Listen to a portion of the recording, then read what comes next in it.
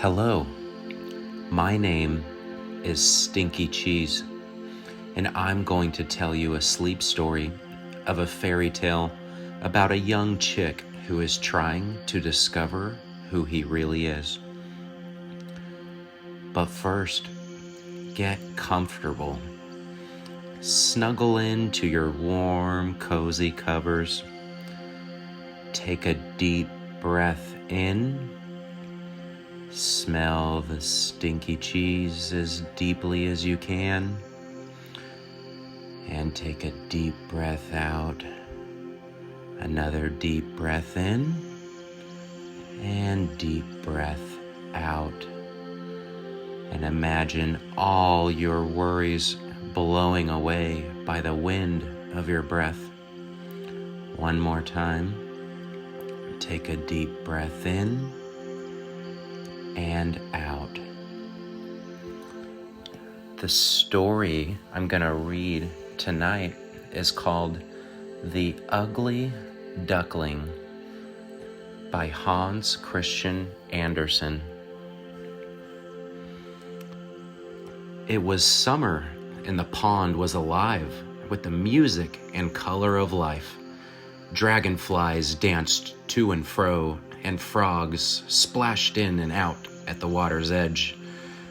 Below the surface, fish swam together in harmony, while birds swooped through the air above. And all around, a gentle breeze rustled the tall grasses that grew nearby. There, secluded along the grasses, a duck was sitting on 6 eggs. 5 of the eggs were small, but the 6th was oddly shaped and much larger than the others. The duck was puzzled about that egg and how it came to be so different from the rest. But she did not worry herself about it much. She just took care of that big egg as was as warm as the rest. This was the first set of eggs that the duck had ever laid, and she was very pleased and proud. One day, when she saw tiny cracks on 2 of them, she drew the eggs closer to one another and didn't move for the rest of that day. She sat steadily on the nest for a whole night. Before the sun rose, the 5 little eggs were empty, and 5 pairs of eyes were gazing out upon the green world. "I suppose you are all here now," said the mother as she stood up. "No, I have not got you all yet. The biggest egg is still there. How long is it going to take?" She settled herself on the nest again. The day wore on, and the big egg showed no signs of cracking. But all through that day and the next, she sat, giving up even her morning bath for fear that a blast of cold might strike the big egg. In the evening, she thought she saw a tiny crack in the shell, and she was so excited that she could hardly sleep all night. With the first streaks of light, she felt something stirring under her. Soon, a big, awkward bird tumbled out of the egg head first. "Cheep, cheep!" cried the young one. The mother looked with surprise at his long neck and dull color. "That is a monstrous big duckling," she said to herself. "None of the others looked like that. Can he be a turkey chick? Well, we shall soon find out," she thought, as he and the 5 furry little balls followed her to the water. "Did you ever see anything quite as ugly as that great creature?" one of the ducks in the yard taunted as the family walked by. "He is a disgrace to any brood," another agreed. "I shall go and chase him out." And he ran to the big duckling and bit his neck. "Leave him alone," the duckling's mother said fiercely. "He is doing no harm." "No, but he is so ugly that no one can put up with him," answered the stranger, and the poor duckling drooped his head. "He may not quite be as handsome as the others," his mother answered, comforting him, "but he is tall and very strong. I am sure he will make his way in the world as well as anybody." But as time went by, matters grew worse. The poor duckling was chased by all of them, even his brothers and sisters. The ducks bit him, the hens pecked him, and the girl who fed them kicked him aside. At last, he could bear it no longer, and one night, when the ducks and hens were still asleep, he stole away. By dawn, he had reached a grassy moor full of soft, marshy places. It was peaceful there, and the duckling wished that he might stay forever, away from everyone, until bang, bang! At the sound of the gun, whole flocks of wild geese flew up from the rushes. Sportsmen lay hidden around the marsh, and some even sat on the branches of trees that overhung the water. For a few long minutes, the firing continued. Luckily, the duckling could not fly, and he floundered along through the water till he could hide himself among some tall ferns. But grunting dogs were wandering about in the swamp. Splash, splash! And just at that moment, a frightful dog appeared beside him. His tongue hung right out of his mouth, and his eyes glared wickedly. The duckling grew cold with terror and tried to hide his head beneath his little wings. The dog opened his great chasm of a mouth close to the duckling, showed his sharp teeth, and then, splash, went on without touching him. "I am too ugly even for a dog to eat," the duckling thought. "Well, that is a blessing. I will never go near this pool again, never."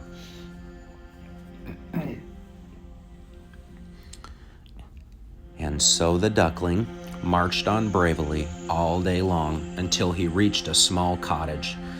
The door had fallen off one hinge and hung so crookedly that he could creep into the house through the crack. He lay down there, exhausted, and spent the entire night in peace. Now in the cottage dwelt an old woman, her cat, and a hen, and the next morning the duckling awoke to the sight of all three looming over him. "What on earth is that?" said the old woman, whose sight was not good. "Can you lay eggs?" asked the hen. The trembling duckling shook his head.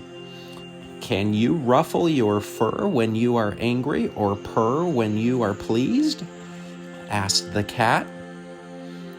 But the duckling had to admit that he could do nothing but swim. "So it can neither lay eggs nor purr," said the hen. "What should we do with it?" cried the cat. "Oh, you are all talking nonsense," replied the old woman. "We will let it stay for a bit, for I am sure we will see some eggs from the creature soon enough." The duckling remained for 3 weeks, but he laid not a single egg. Before long, he grew restless, for he wanted more than anything to have a swim. "What is the matter?" asked the hen. "I am so longing to float on the water again," said the duckling. "You can't imagine how delicious it is to feel it rushing over your head when you dive straight to the bottom." "I don't think I would enjoy it," replied the hen doubtfully. And the cat agreed. there was nothing she would hate so much.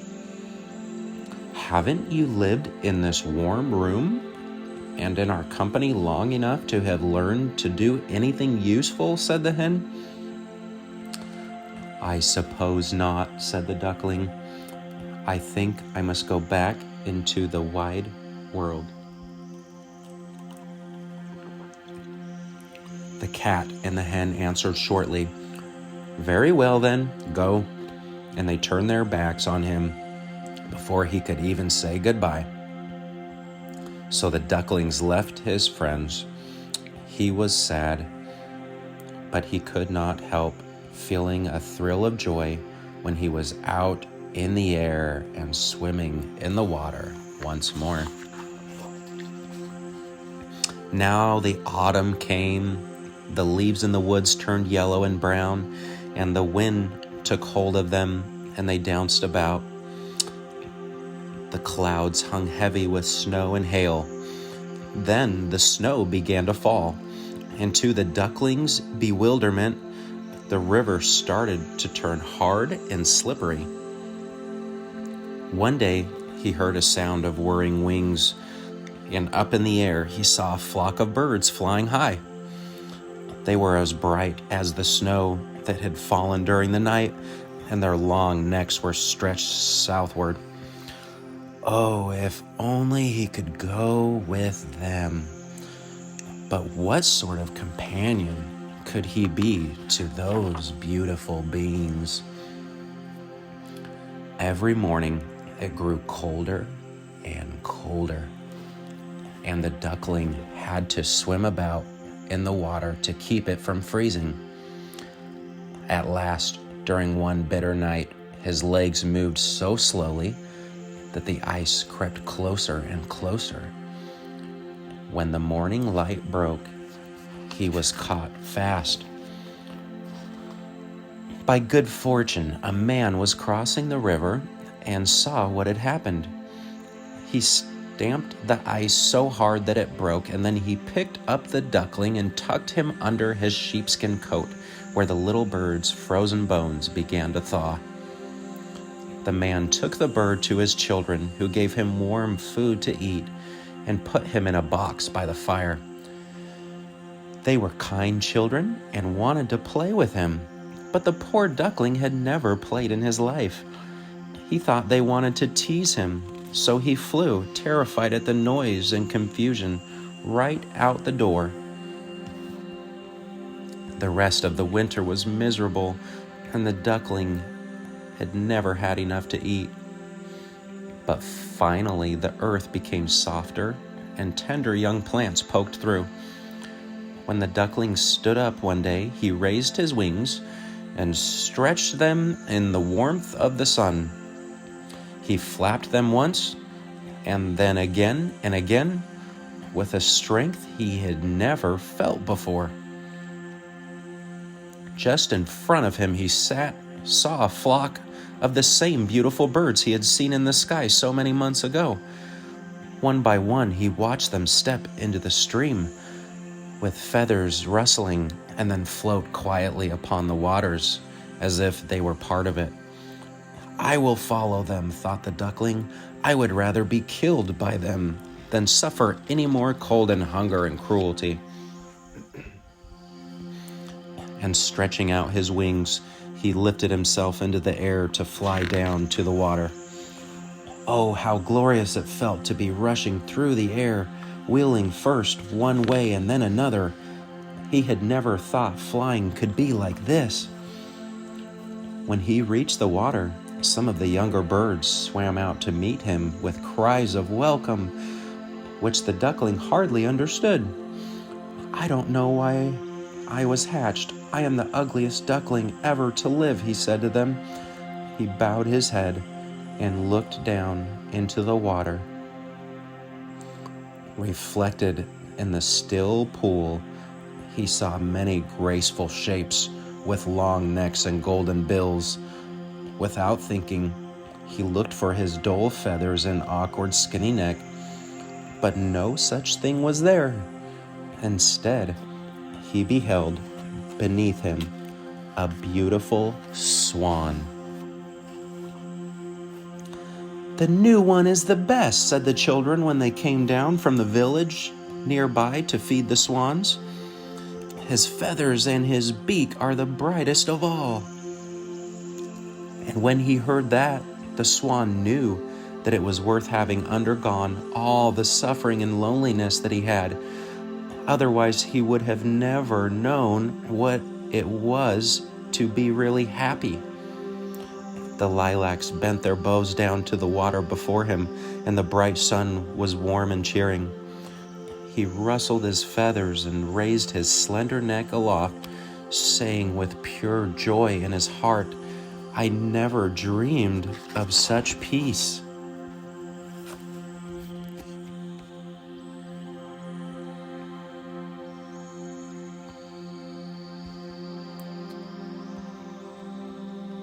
Like this young swan, most of us have felt at one time or another that we don't quite fit in.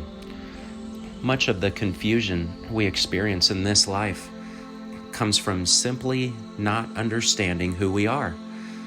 Too many go about their lives thinking they are of little worth, when in reality they are elegant and eternal creatures of infinite value with potential beyond imagination. Discovering who we really are is part of this great adventure called life. My dear young friends, this knowledge allows you to see your own reflection in the water. It assures you that you are not ordinary, rejected, or ugly.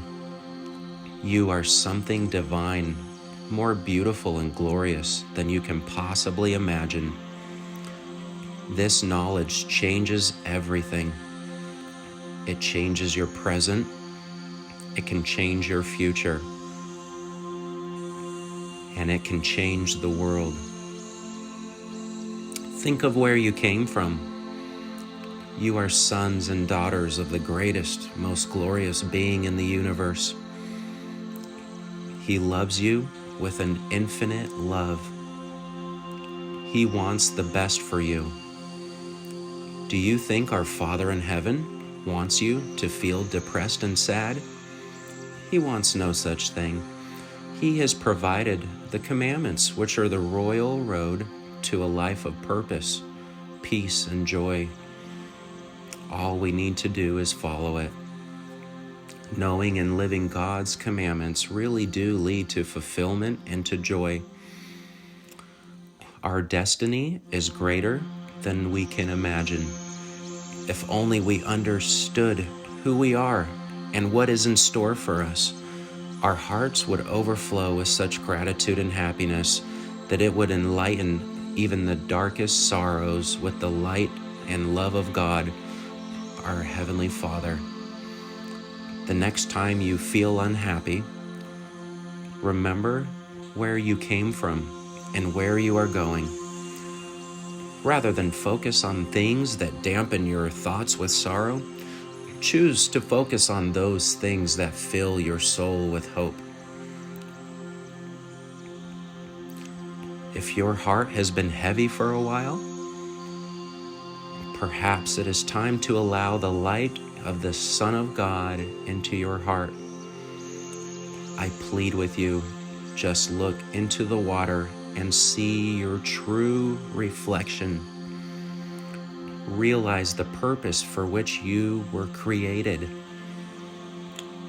It is my earnest prayer that the knowledge of who you are and what you may become will fill your souls with the peaceable love of God, and that this will ignite within you a happiness worthy of your true heritage. For in truth, you are a princess. You are princes and princesses, kings and queens. It is my prayer and blessing that when you look at your reflection, you will be able to see beyond imperfections and self-doubts and recognize who you truly are. Glorious sons and daughters of the Almighty God. Dieter F. Uchtdorf.